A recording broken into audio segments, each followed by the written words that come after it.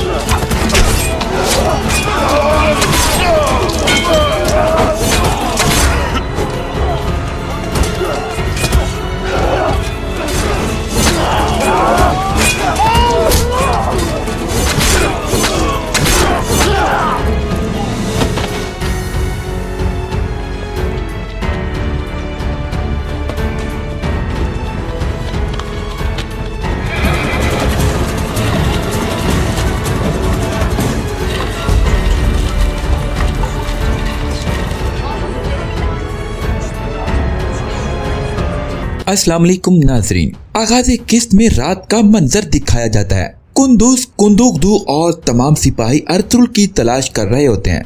ये लोग पैरों के निशान ढूंढते हैं। इसके बाद मंजर पलटता है।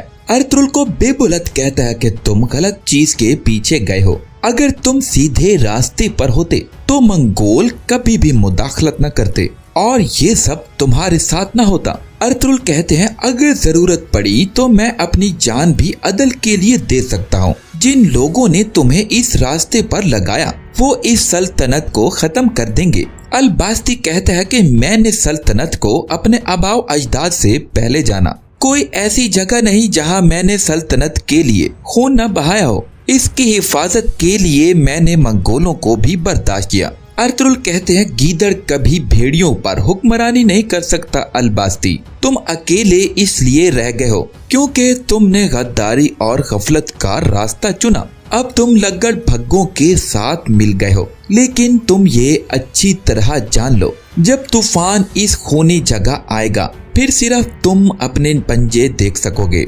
बेबुलत कहता है कि तुम कौन हो अर्तुगरुल, तुम्हारे पीछे कौन है। इतने में आरेको बुका बोलता है कि बिच्छू। आरेको बुका के पाँव की तरफ एक बिच्छू आ रहा होता है। वो झट से अपना खंजर निकाल के बिच्छू के 2 टुकड़े कर देता है, लेकिन उसकी आंखें बंद होती हैं। ये मंजर देख के बेबुलत कहता है कि तुम्हें कैसे पता चला कि बिच्छू तुम्हारी तरफ आ रहा है। आरेको बुका कहता है कि ताकतवर होने के लिए सिर्फ जिस्मानी ताकत ही नहीं, हसासियत भी चाहिए होती है। हसासियत जो सोते हुए बता दे बिच्छू आया है, ये बिच्छू हमारे लिए फायदेमंद होगा। इतने में सिपाही आके बताता है कि हमारे आदमियों ने खून लगा कपड़ा रख दिया है। आरेको बुका कहता है कि अब एक खूनी महफिल का इंतजार करो, इस बिच्छू को लो और इसका जहर निकालो। कुंदुगदू के आने पर ये काम में आएगा।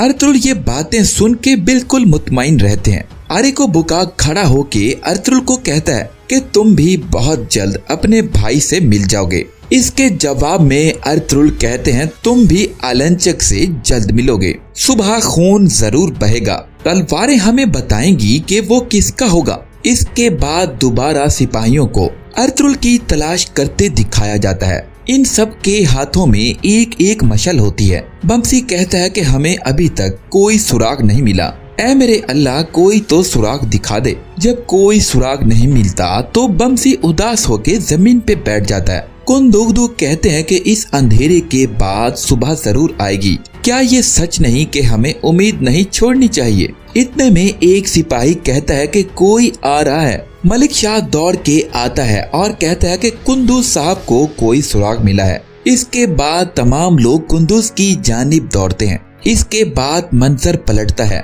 तुर्गुत के पास उस्ताद कुरान पाक की तिलावत कर रहे होते हैं। इसी दौरान तुर्गुत खुद को एक खुले आसमान तले देखता है। उसके चारों तरफ फूल होते हैं और उसने सफेद रंग का लिबास से बेतन किया होता है। इसके बाद वो खड़ा होके चारों तरफ देखता है। इसके बाद तुर्गुत एक नदी के पास पहुंचता है। नदी के पास एक सफेद दाढ़ी वाले बुजुर्ग बैठे होते हैं जो के गुलाब के पौधे लगा रहे होते हैं। वो बुजुर्ग तुर्गुत को देख के खुशामदीद कहते हैं। तुर्गुत कहता है कि ये कौन सी जगह है और मैं कहाँ हूँ। बुजुर्ग कहते हैं कि तुम ना यहाँ हो और ना अगले जहान, तुम आज भी नहीं हो और ना कल, बस अभी अभी में ही हो। तुर्गुत कहता है कि आप गुलाब का पौधा क्यों लगा रहे हैं। बुजुर्ग कहते हैं कि इन्होंने बताया कि शहादतें हुई हैं और हमने इनकी राह में गुलाब लगा दिए। तुर्गुत अपने जिस्म पे हाथ लगा के कहता है कि क्या मैं भी शहीद हो गया हूँ। बुजुर्ग कहते हैं कि शहीद शाहिद होता है,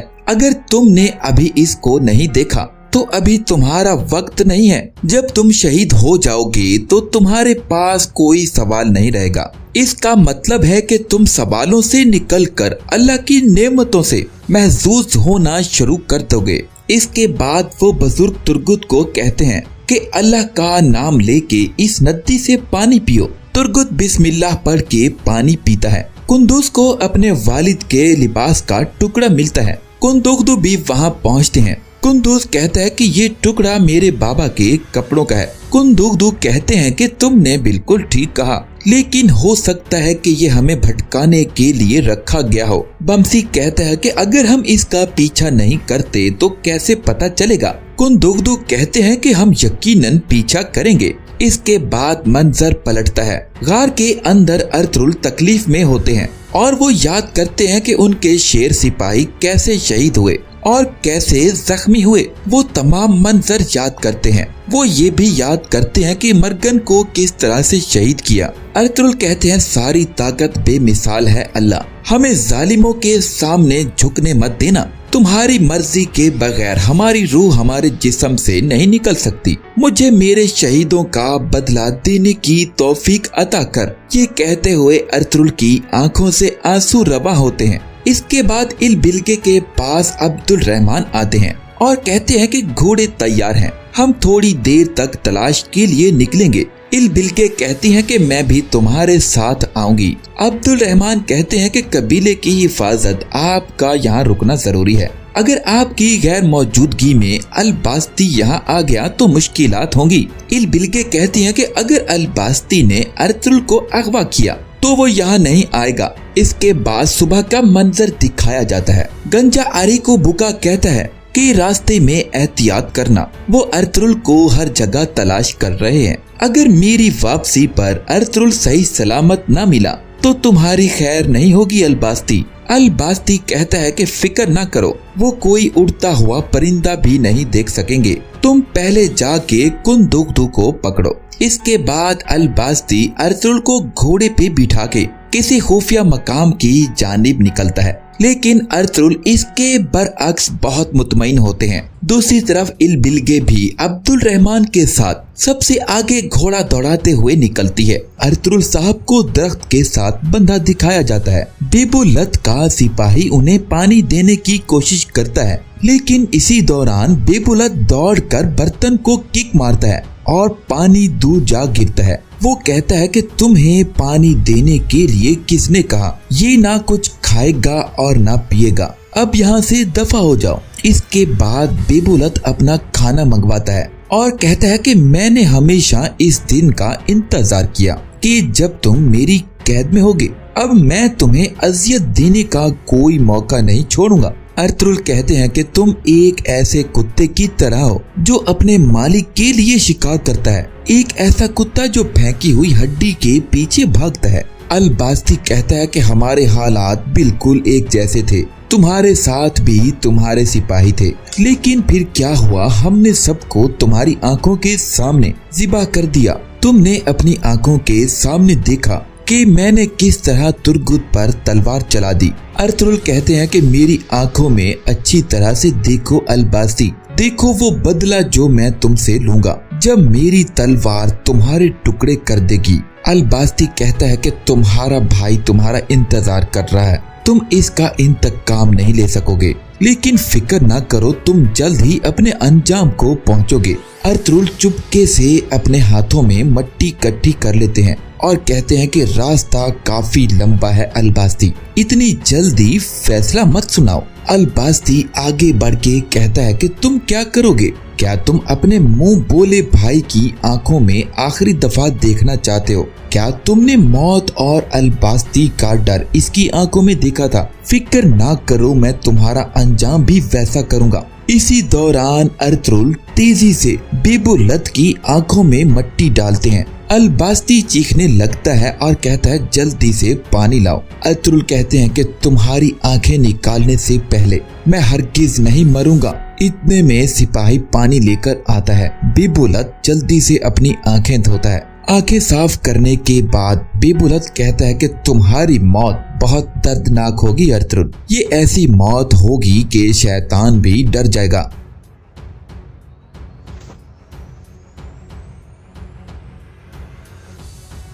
वो इतनी अच्छी थी कि हर बार हालात के साथ इन्हें ही समझौता करना पड़ता था।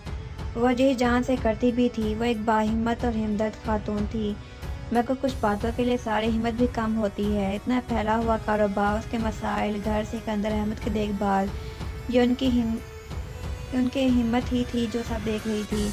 सिकंदर अहमद ने उनकी तरफ देखा, उनकी शरीक हयात थक गई थी। वो देख सकते थे। ठीक है, मैं आऊँगा।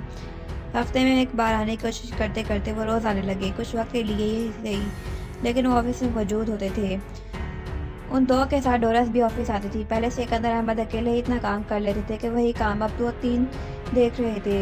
अक्सर डोरस अपना लंच लेकर उनके ऑफिस आती तो वो उठ जाते। मैं घर जा रहा हूँ सोफिया कहते और चले जाते। सोफिया डोरस को देखती, तुम जानती हो अभी वो ठीक नहीं है, फिर भी मैं ज़िद्दी हूँ कि उनके साथ लंच करूँगी। और मैं कितना सब्र करूँ मामा, जितना सब्र से वो अपने बेटे की गुमशुदगी का दुख झेल रहे हैं उतना। डोरस नोट काटकर रहेगी। पापा के ऐसे रवैये ने उसके अंदर से जिंदगी के सारा हुस्न निचोड़ लिया था। वो इन्हें मुड़ कर भर कर दिखा देती अगर उससे उनका गम कुछ कम हो जाता। वो दोनों वापस घर की तरफ आ रहे थे जब उन्होंने खिड़की में से सर निकाल कर चलाकर आवाज़ दी, मनाल वो देखो मुझे इस गाड़ी में नजर आ रही है। उन्होंने सड़क पर तेज रफ्तारी से गुजरती कार की तरफ इशारा किया, जल्दी चलो उसके पीछे। उनका बस चलता तो उतर कर दौड़ लगा देते। 10 मिनट तक कार का पीछा करने और उसे रोकने का कह कर वो अपनी गाड़ी में वापस आकर बैठ गई। वो कोई एशियन लड़की थी, मनाल से दूर दूर तक नहीं मिलती थी। सोफिया ने रोके जाने पर उससे मदद की थी। मुझे पूरा यकीन था कि वो मनाल ही है। वो शर्मिंदा हो रही थी। मुझे भी देख ऐसा ही लगा था। उन्होंने उसकी तारीफ की कि उन्हें रद्द करना उन्होंने सीखा ही नहीं था। आप जानते हैं वो आपसे बहुत प्यार करती है। वो सिर्फ आपको थोड़े देर से ज़्यादा तंग कर रही है। काश ऐसा ही होता। आप एक बेहतरीन इंसान है। अपने गिल्ट को ख़त्म कर लें। आपको नापसंद क्या ही नहीं किया जा सकता। जो कुछ हुआ वो हालात की वजह से हुआ। जानते बूझते आपने कुछ नहीं किया। आपने अपनी पूरी कोशिश के मामलात को सुलझाने में, लेकिन बस सब कुछ होता ही चला गया। मुझे सच्चा साबित कर ही रही हो। इन्हें यकीन नहीं था उनकी बातों पर। आपको बता रही हूँ कि आप गलत अंदाज में खुद को सरजनिश करते हैं। मेरी बेटी घर छोड़कर जा चुकी है। मैं क्या करूँ? बेबसी से उन्होंने सीट की पुश से सर टिका लिया। काश मैं उसे यहाँ लाया ही ना होता। उसे कहीं और रख लेता, उसे अलग घर ले देता। मगर मेरी ख्वाहिश थी कि मेरी एक ही फैमिली हो और एक ही जगह, एक ही घर में। आपने बिल्कुल ठीक किया। उसे और हम सबको एक साथ ही रहना है। वो मेरी बेटी भी है। आप ऐसे ना उसके लिए ना ही अपने लिए सोचें। मैंने हमेशा आपको ज़रूरत से ज़्यादा जज्बाती होने से रोका, मना किया। आपकी मोहब्बत के इंतहा ने डोरस को ऐसा बना दिया। मुझे कभी भी आपके डोरस से मोहब्बत पर एतराज़ नहीं रहा, दाज से मोहब्बत पर रहा है। आपकी हर बात में उसने खुद को हाल ही से बेहाल कर लिया है। आपकी लाताल्लुकी ने उसे पागल कर दिया है। वह रात दिन हर से हर जगह ढूंढती रहती है, वहाँ भी जहाँ मनाल हो नहीं सकती। अब जो कभी उसे नाराज़ नहीं हुए थे, अब आपने उसकी तरफ देखना, उसे बात करना ही छोड़ दिया है। मोहब्बत ऐसे ही मौक़ों पर आजमाई जाती है कि जब नफरत बढ़ने लगे तो मोहब्बत भरकर नफरत को मोहब्बत में बदल दे। कुछ भी हो, सिकंदर माजी में तब्दीली का वक्त गुजर चुका है। तब्दीली हाल में की जा सकती है, माजी के लिए सिर्फ होया जा सकता है, उसे भुलाया जा सकता है। मनाल सैंड से शादी कर रही है। अजरम ने बुला की संजीदगी से डोरस को इतला दी। क्या कहा है उसने? मनाल, तुम्हें क्या पता चला उसका? बताओ जल्दी। मुझे सिर्फ इतना मालूम है कि वो दोनों शादी कर रही है। सैंड से नामुमकिन वो क्यों करेगी उसे शादी? डोरस सेंट से मिली नहीं थी, लेकिन अजरम के जरिए से उसे जानती थी। मजाक कर रहे हो ना? उसे यकीन आता भी क्यों? तुम्हें कैसे मालूम हुआ ये सब? वो उसी तरह खामोशी से बैठा उसके सवाल दर सवाल सुन रहा था। मेरे एक फ्रेंड ने उसे एक एशियन लड़की के साथ देखा है। मैंने उसे मनार की तस्वीर दिखाई तो उसने तस्दीक कर दी कि ये वही लड़की है जिसे उसने सेंट के साथ देखा था। तुम सेंट से मिले नहीं? अजरम ने गहरी सांस ली। उसने अपने घर बदल लिया है। मुझे बस इतना ही मालूमात मिली। यहाँ से राब्ता ही नहीं हो रहा। आए दिन वो अपने ठिकाने बदलता रहता है। कई शहर बदल चुका है। मालूम नहीं वो यहाँ एंथिस में है भी नहीं। उसे एक जगह सुकून नहीं मिलता। पता नहीं वो मिलता है या नहीं। कोशिश करो अजरम, प्लीज़। वो कैसे ऐसा कर सकती है? हाँ, ऐसा कैसे कर सकती है? डोरा से कहा था या खुद से पूछा था? उसके लहजे में कुछ ऐसा ज़रूर था कि डोरा चल हमें उसकी तरफ देखती रही। क्यों नहीं सो सकती? अजर ने सजाया लहजे में पूछा। क्या वो तुमसे पूछ कर शादी करेगी या मुझसे? मुझे नहीं मालूम। उसने एक ठंडी सांस ली। लेकिन उसे शादी नहीं करनी चाहिए। अजर ने खामोश नजर से डोरस को देखा। ऊँटे चढ़ियो, और तुम ये क्या हर वक्त अजीब सा गाना सुनते रहते हो? अजरम, एक तो आगे ही मैं बहुत सैड हूँ, ऊपर से ये सैड सॉन्ग, डोरस ने कहा और आगे बढ़कर म्यूजिक प्लेयर ऑफ कर दिया। करीन मनाल कहाँ है? बहुत कोशिश से उसका पता करने के बाद उन्होंने इसे एक लाइब्रेरी से पिक किया था। मनाल? उसने खाने का ऑर्डर आराम से देने के बाद पूछा। मनाल का नाम बिल्कुल उस तरह लिया जिस तरह पहली बार लिया था। मुझसे क्यों पूछ रही हो? झूठ मत बोलो। तुम जानते हो कि वो कहाँ है? मैं क्यों जानूंगा? वो मेरे साथ राब्ते में नहीं है। वो तुम्हारे साथ राब्ते में नहीं होगी, मगर तुम्हारे साथ जरूर होगी। आज हम चबा चबाकर बोला। बहुत से लोगों ने उसे तुम्हारे साथ देखा है। उसे शहर को वो जितना भी जानती हो, मगर ऐसे गुम नहीं हो सकती। उसकी मदद यकीनन तुमने ही की है। सेंट मदद से सलाद खाता रहा। उसके वादे कतई में तो बड़ी तब्दीली आई थी। उसकी वजीब व गरीब हुलिये को इंसानों वाला हुलिया मिल गया था। उसके गंजे सर पर बाल आ गए थे और इंसानों की तरह ही बने हुए थे। बताओ बताओ सेंट, वो कहाँ है? डोरस ने बेचैनी से पूछा। तुम कौन हो?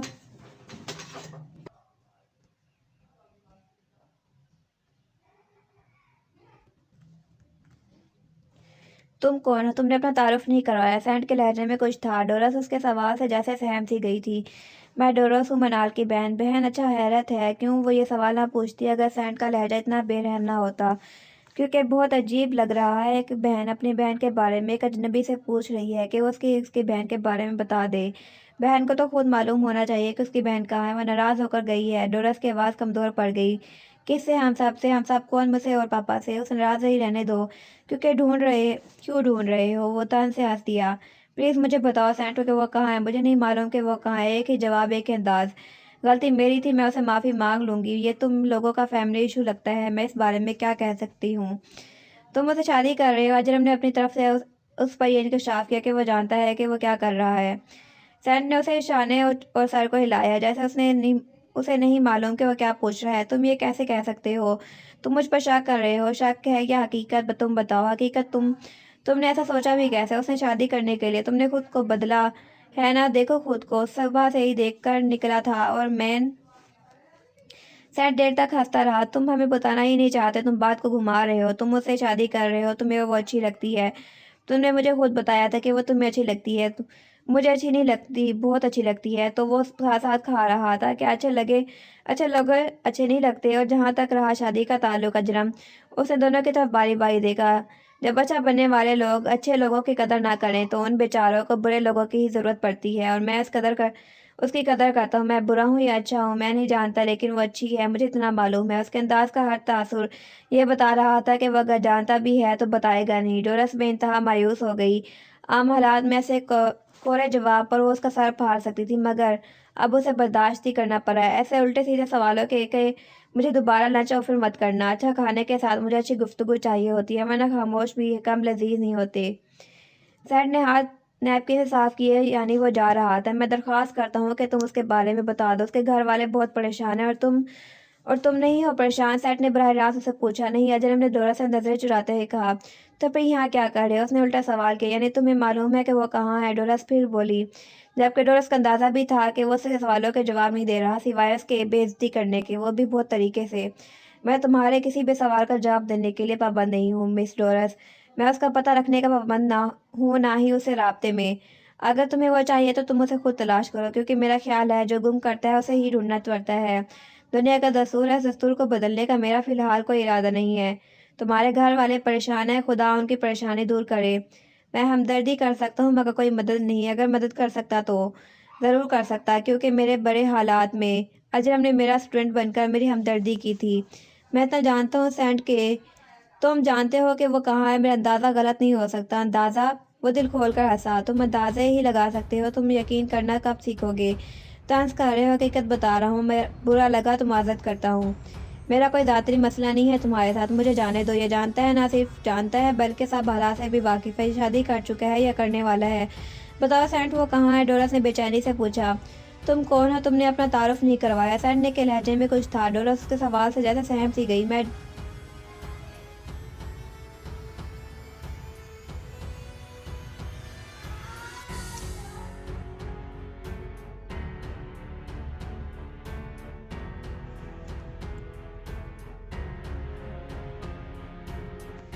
डोरस तेजी से चलती अंदर आई। एक बार फिर उसने डाइनिंग रूम का दरवाज़ा खोला। पैर और पान लिए मनाल अपने काम में मसरूफ थी। पहले जिस वक्त वो कमरे में आई थी तो दरवाजे से ही पलट कर गई थी।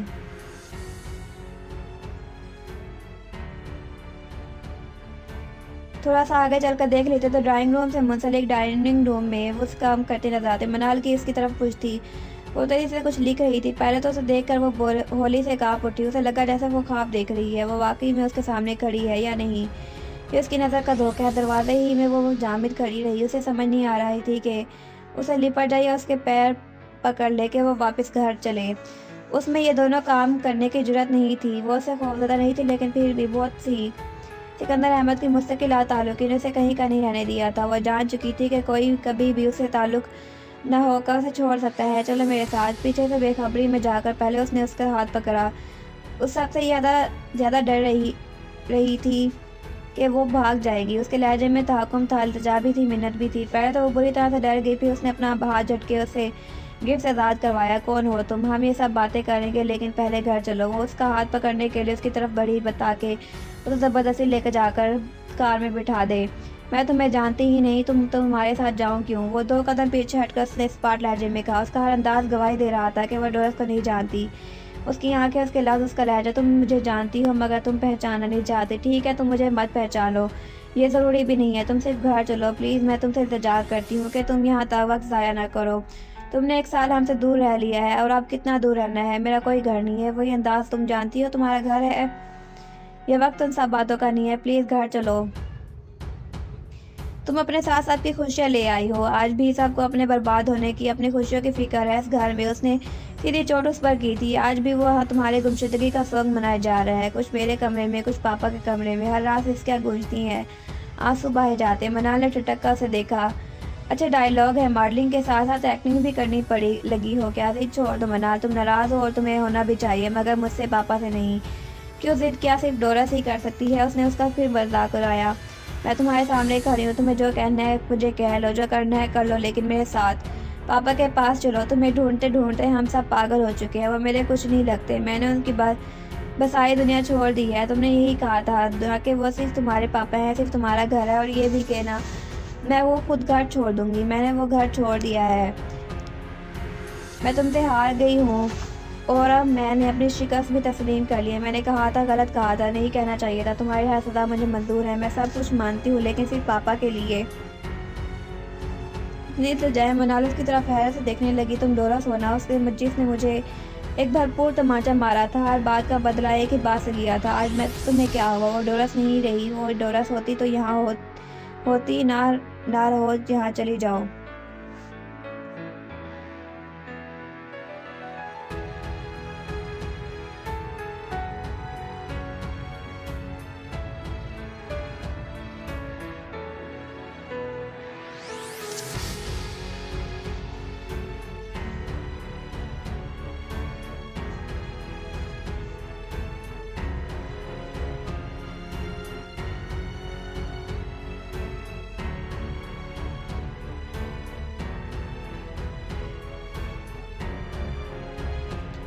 जाओगी, लेकिन तुम्हें लेकर। जितना चाहो मुझे बुरा कहो, लेकिन प्लीज़ मनाल, हमें छोड़कर मत जाओ। पापा तुम्हारे बगैर नहीं रह सकते। वो नफरत करते हैं मुझसे। उन्हें तो सिर्फ तुम चाहिए। और तो तुम उनकी नफरत के अजाले के लिए मुझे ले जाने आई हो। मान जाओ, मुझसे इनकी मोहब्बत मेरे ही हाथों ख़त्म हुई है। मुझे माफ़ नहीं करेंगे जब तक तुम मुझे माफ़ नहीं करोगे। मुझे मार दो लेकिन मुझे माफ़ कर दो, वापस आ जाओ।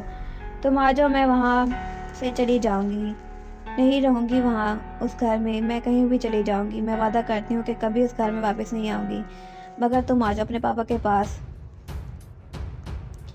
वो हर पल तुम्हें याद करते हैं, बीमार रहते हैं। उसकी आंखें डिगडगा गई, मेरी तरफ देखते भी नहीं है, मुझसे बात भी नहीं करते। मनाल के लिए ये बात ही अजूबा थी कि सिकंदर अहमद अपनी बीवी की शक्ल भी नहीं देखना चाहते।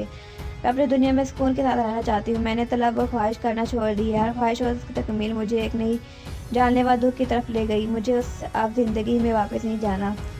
डोरस के कही एक लफ्ज़ पर यकीन नहीं था, इसलिए सिकंदर अहमद अजनब डोरस के साथ ऐसा धोखा था थे जो उसकी किस्मत में लिख दिया गया था। हर एहसास से उसका ताल्लुक ख़त्म हो चुका था। तो समझ लो, डोरस कभी थी ही नहीं। मैं तुम्हारे और पापा के दरमियान में से निकल जाऊंगी, तुम्हारी ज़िंदगी से। पापा तुमसे मोहब्बत करते हैं, मान जाओ। आंखें शिद्दत कर्ब से भीग गई। तुम आने वाले वक्त की बात कर रही हो, मैं किसी वक्त को नहीं जानती। मेरे पास एक ऐसा माजी है जो एक तोहमत है मेरे लिए। तुम क्या समझती हो तुम्हें शर्मिंदगी या माफ़ी तलाफी मेरे साथ मेरी बेइज्जती कम कर देंगे? मेरा दिल चाहता है कि मैं दुनिया के इस कोने में चली जाऊँ जहाँ तुम या कोई मुझ तक ना पहुँच सके। मेरा माजी और उसकी याद भी नहीं। तुम्हें यकीन क्यों नहीं आ रहा? मैं किस तरह से तुमसे माफ़ी मांगूँ कि तुम मुझे माफ़ कर दो? चलो, तुम मुझे माफ़ ना करो, ना यकीन करो मेरी बातों पर, लेकिन तुम उसकी एक ही तकरार थी कि घर की वापसी की। नहीं जाना मुझे किसी के घर। उसका ज़ब्त जवाब दे गया था। उसकी तेज़ आवाज़ खाली कमरे में गूंजने लगी। जाओ यहाँ से तुम, या तुम चाहती हो कि मैं खुद को मार डालूं? क्या तब भी खुश होगी? जो उस बुरे रवैये का सोच कर आई थी, उसे भी बुरा सलूक करना चाहिए था। हम दोनों बहनें हैं, हमें खुशी से मिलकर एक साथ रहने की एक बार कोशिश करनी चाहिए। बहनें वो हंसी, तुम वही बहन हो ना जिस अजनब को ये दावा दी थी कि वो तुम्हारी बहन को अपने जाल में फंसाए। वो मेरे दिल से खेले। हाँ, मैंने ऐसा किया, वो सब मैंने किया, और मेरे कहने पर यह अजनब ने किया। तुम मेरी सजा दूसरों को मत दो, तो फिर तुम्हारी सजा यही है कि तुम अपनी ज़िंदगी उसी नाम नेहाद शर्मिंदगी के साथ गुजारो जिसका तुम्हें यहाँ ऐलान करने आई हो। मैंने ने उसे नफरत देखा। ठीक है, मैं अपनी ज़िंदगी ऐसे गुजार लूँगी, मगर तुम्हें मेरे साथ जाना होगा, नरमी से कह को। फिर उसकी तरफ बढ़ी। तुम भूल जाओ कि मैं तुम्हारे साथ जाऊँगी। वो 10 कदम पीछे की तरफ बढ़ी। ठीक है, फिर पापा और मम्मा आ जाएंगे यहाँ से तुम्हें ले जाने के लिए, लेकिन तुम्हें आना ही होगा। उनके आने तक तुम्हें मेरे साथ ही रहना है। उसने जैसे बात ही ख़त्म कर दी। मैं पुलिस को कॉल कर लूँगी। मेरी माजी के बगैर कोई मुझे यहाँ से नहीं ले जा सकता। पापा, ये आंटी है तुम? तो उसने पुख्ता लहजे में कहा कर बात ख़त्म कर दी। उसका अंदाज बता रहा था कि वैसा ज़रूर करेगी। मनाल, तुम कब से मुझे ऐसी हो गई हो? बहुत ज़ब्त के बावजूद भी होने लगी। तुम जानती हो कब से? पुलिस। मनाल, घर चलो। जहाँ वो खड़ी थी वहीं बेबसी से नीचे बैठ गई।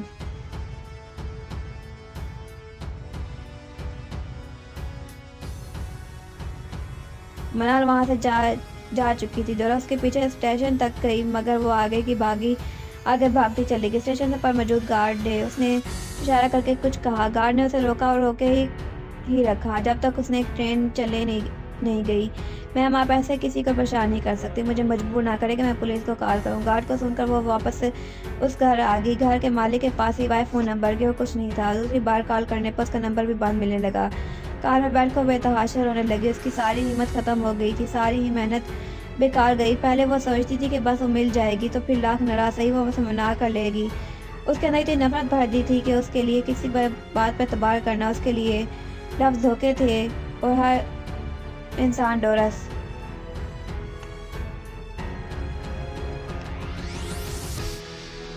रात गए वापस आने पर उसने किसी को नहीं बताया कि वो मनाल से मिलकर आ रही है। आज की मुलाकात, उसका वापस न आना शायद सिकंदर अहमद को और अजीदा कर देता। उसकी भी आस उम्मीद टूट चुकी थी। उसकी ख्वाहिश को रद्द नहीं किया जा सकता, उसे नापसंद नहीं किया जा सकता। उसे एक ऐसी ज़िंदगी मिली थी जो मुकम्मल नहीं, एक मुकम्मल ख्वाब थी। उसे दिल के टूटने का पता नहीं था। आज वो मनाल के कदमों में जाकर बैठ गई थी, मगर वो नहीं मानी थी। उसे इसके कदमों में बैठने पर शर्मिंदगी नहीं थी, उसे दुख उसे अपने रद्द किए जाने पर था। उसके घर छोड़ जाने पर उस अंदर बाहर से बदल लिया था। पापा की लाताल्की ने उसे समझा दिया था कि अहम बनने के लिए रिश्ते या ताल्लुक़ की ज़रूरत नहीं होती। ऐसा होगा, ऐसा भी नहीं होता। पहले उसे मनाल के एक हरकत कोड़े की तरह लगती थी।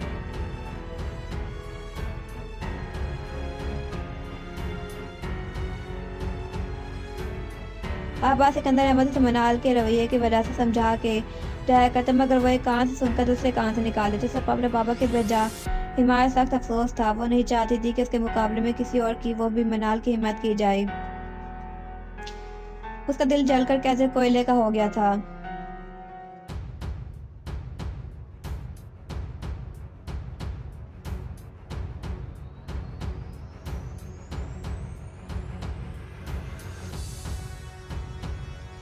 देखकर डोरा तुम इतनी बड़ी हो, उसे तुम्हारा दिल बड़ा होना चाहिए। वो सबसे नाराज है, ऐसा ऐसा ठीक हो जाएगी।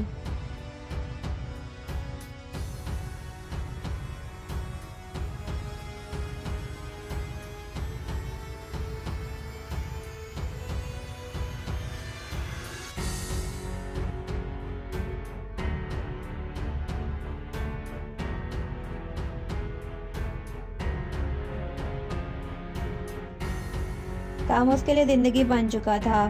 इसमें वो खुद को पीस रही थी। उसे पैसों की जरूरत नहीं थी। जहाँ वो रह रही थी और जिस तरह की जिंदगी वो गुजारने लगी थी, उसमें आसाइशों की चाह नहीं थी। वो एक ऐसे तय खाने में बंद थी जो तारीख भी था, मुखफिर भी, जहाँ उसे अपने आंसू भी नजर नहीं आते थे। वो हयात के सालों को अब ऐसे ही लपेट कर रखना चाहती थी। अगर उसे अपने दीवाने हो जाने का खौफ ना था तो यकीनन अपने फ्लैट से कभी बाहर निकला ही ना करती। लेकिन ये सब काम वो मौत से पहले अपनी सांसों को होशमंदी से गुजारने के लिए कर रही थी।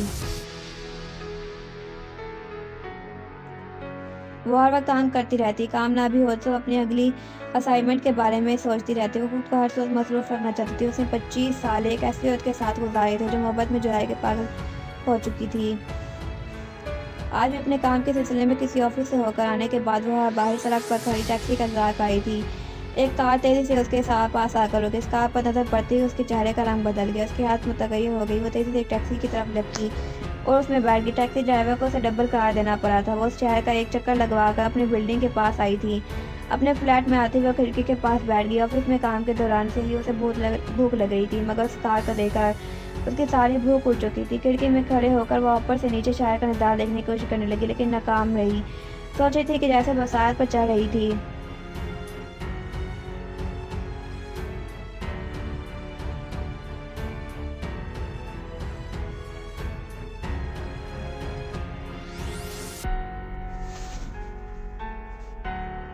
इसकी डोरबेल बजी। जैसा कि उसका दिल ख्वाहिश दे रहा था कि ऐसा जरूर होगा, उसने घबरा कर दरवाजे की तरफ देखा। डोरबेल फिर बजी और उसके बाद 45 मिनट तक वक्फे से मुसलसल बजती रही।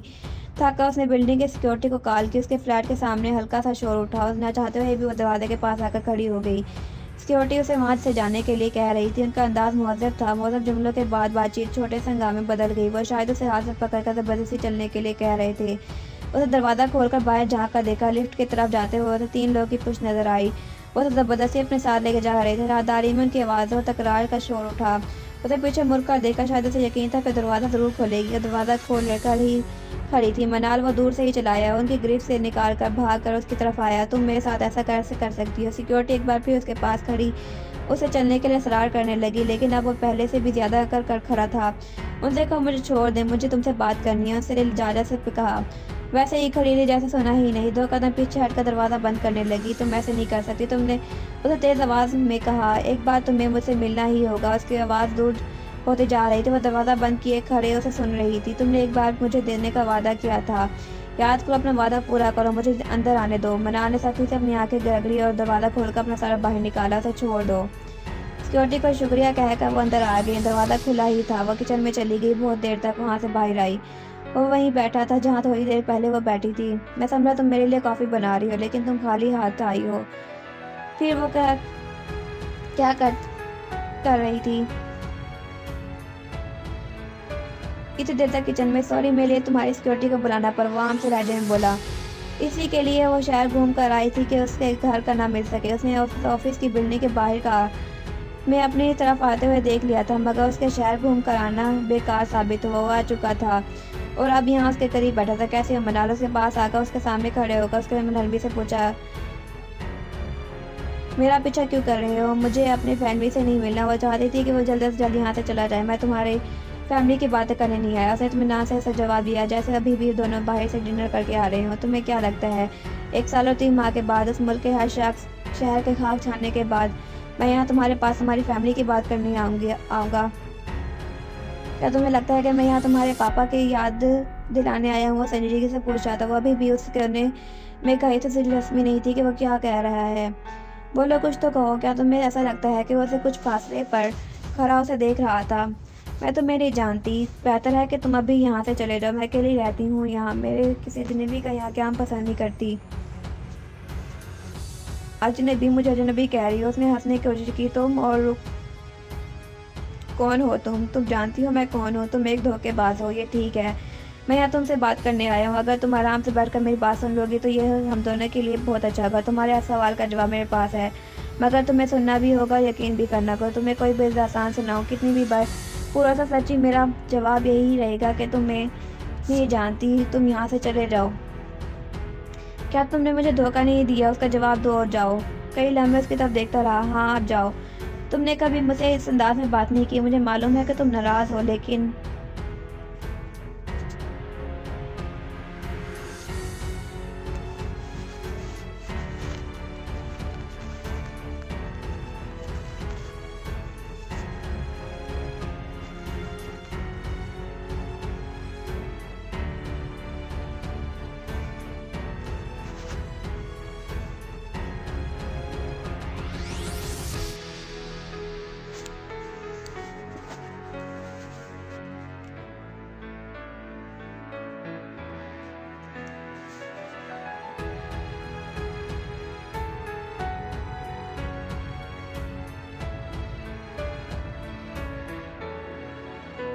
तुमने कभी मुझसे इस अंदाज में बात नहीं की। मुझे अफसोस हो रहा है इस बात पर, उसके अंदाज पर, उस अंदाज पर तुमने धोखा दिया है। उस अंदाज का मैंने अपना लिया। वो धोखा सिर्फ इतना था कि मैं जो उसके कहने पर तुमसे मिला था, सिर्फ इतना कि मैं अपनी यूनिवर्सिटी छोड़कर तुम्हारी यूनिवर्सिटी आ गया था। तुमसे पहले बार मिलना भी वही धोखा था, बस सिर्फ इतना ही, उसके अलावा कुछ नहीं। ओके, जब जाओ।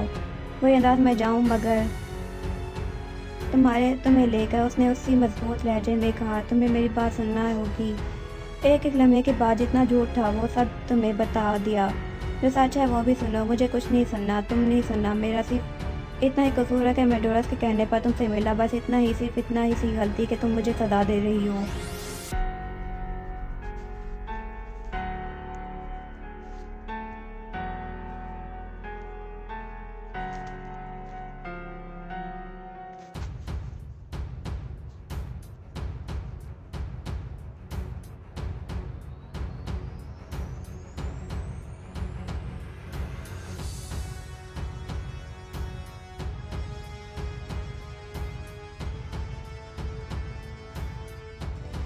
तुम डोरस के फियांसे हो और तुम ये बात कह रहे हो। अपना वक्त ज़ाया मत करो। अगर ये ज़ाया है तो मुझे मंजूर है, मुझे बोलने दो। मेरा तुमसे उसके कहने पर मिलना झूठ था, फरेब था और बाकी सब वो मैं था। अजरम था अजरम के लिए। तुम उसके चेहरे का हर तासुर बता रहा था कि उसे दिलचस्पी नहीं सब में। तुम्हारा ये अंदाज़ मेरी बर्दाश्त से बाहर है। इसी अंदाज से डर कर, तुम्हारी नफरत और नापसंदगी से महफूज रहना के लिए मैं तुमसे वक्त ही दूर रहा हुआ था। डोरस ने वादा किया था कि वो मुनासिब वक्त आने पर तुम्हें सब कुछ बता देगी। मैं सिर्फ उसी के बताने के इंतज़ार में था, लेकिन डोरस ने मुझसे झूठा वादा किया था। उसने तुम्हें मेरे मोबाइल से टेक्स्ट किया, तुम्हारे वहाँ बुलवाया और फिर जो टूट चुका था उसे जोड़ नहीं सकता था। उसने जैसे कुछ सुना ही नहीं। गलत फहमियाँ कहाँ से होती? गलत फहमियाँ होती हैं, झूठ और फ्रेम नहीं होते। मेरे डोरस नहीं हो, तुम उसके पास जाओ। उस लहजा हद दर्जे तक काकते हुआ जिसके पास मुझे जान होना चाहिए और मैं उसी के साथ हूँ। एक बार, सिर्फ एक बार मेरी बात पर यकीन कर लो। उसने दोनों हाथों से उसका झंझोरा। तुम यहाँ से जाओगे या नहीं? मैं सिक्योरिटी से तुम्हें निकलवा दूंगी। उसने गुस्से से उसके हाथ झटका। तुम मुझे निकलवाओगी? हाँ, अगर तुम खुद से नहीं जाओगे तो। तुम मुझे देखना नहीं चाहती, सुनना भी नहीं चाहती। अगर तुम बात करना नहीं चाहते तो ठंडे दिमाग से मेरी बात सुनो। से गुस्सा आ गया था। 1 साल 3 माह से तुम्हें पागलों की तरह ढूंढ रहा हूँ और तुम्हें मुझे सुनना ही नहीं चाहती। तुम्हें जानना नहीं चाहती कि वो क्या है जो मैं कहना चाहता हूँ। तुम खफा हो, मैं जानता हूँ कि, मगर मुझे मौका तो दो। मैं तुम्हें बताना चाहता हूँ कि तुम्हारे बगैर मेरी ज़िंदगी कैसी है, तुम्हारे बगैर अजरम कैसा है।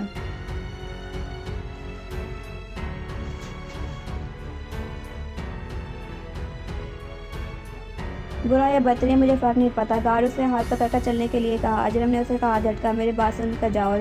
मनाल बदसर अपनी फ्लैट की तरफ बढ़ती रही। मनाल उससे पूरी कुव्वत चलाकर पुकारा। दादारी में उसकी आवाज़ गूंज रही थी। तुम कैसे अजरम के साथ ऐसा कर सकती हो?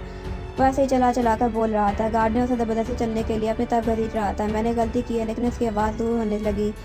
दरवाजे के पीछे खड़ी मनाल ने अपने आंसू साफ करने की कोशिश भी नहीं की। मुझे लाने के लिए उसने तुम्हें भेजा है। उसने गालिबाना से मुखातिब किया, तुम उसके लिए कुछ भी कर सकती हो ना। मुझसे दोस्ती भी तो।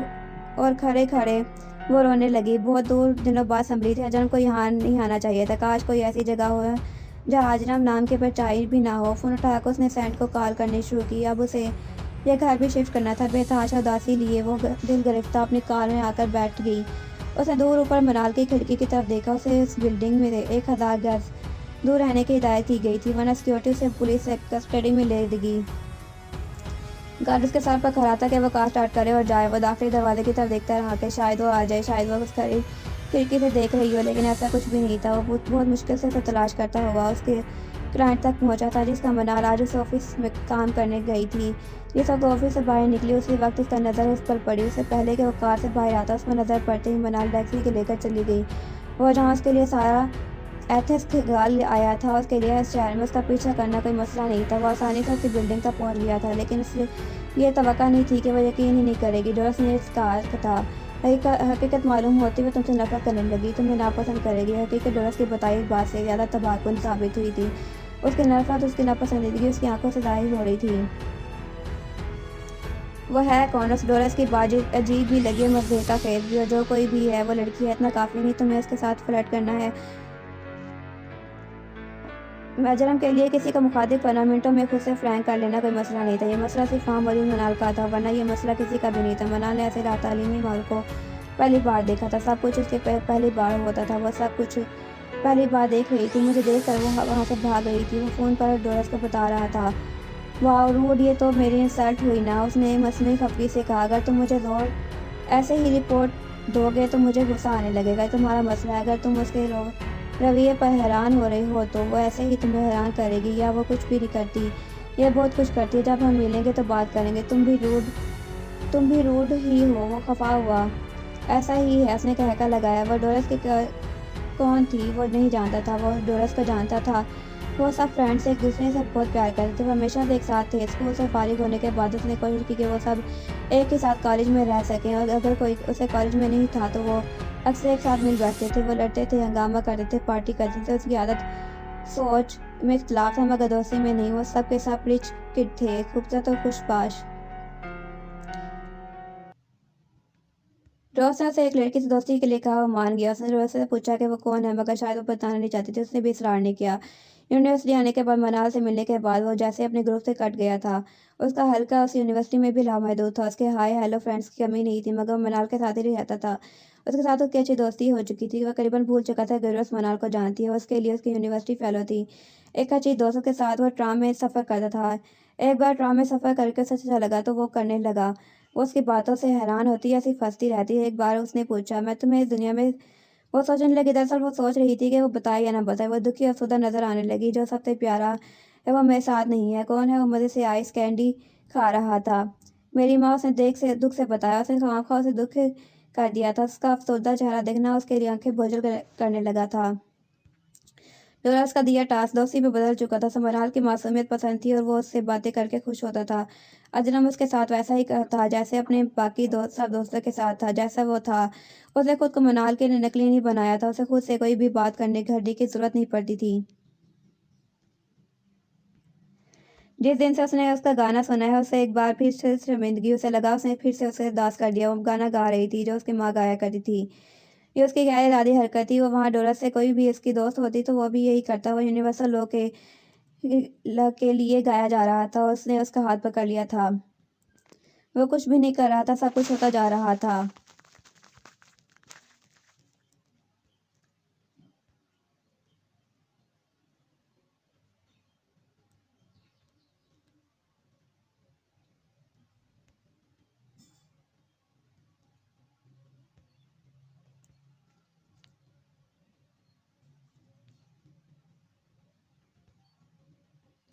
वापस आते हुए सीधा डोरस के पास गया। मनाल कौन है?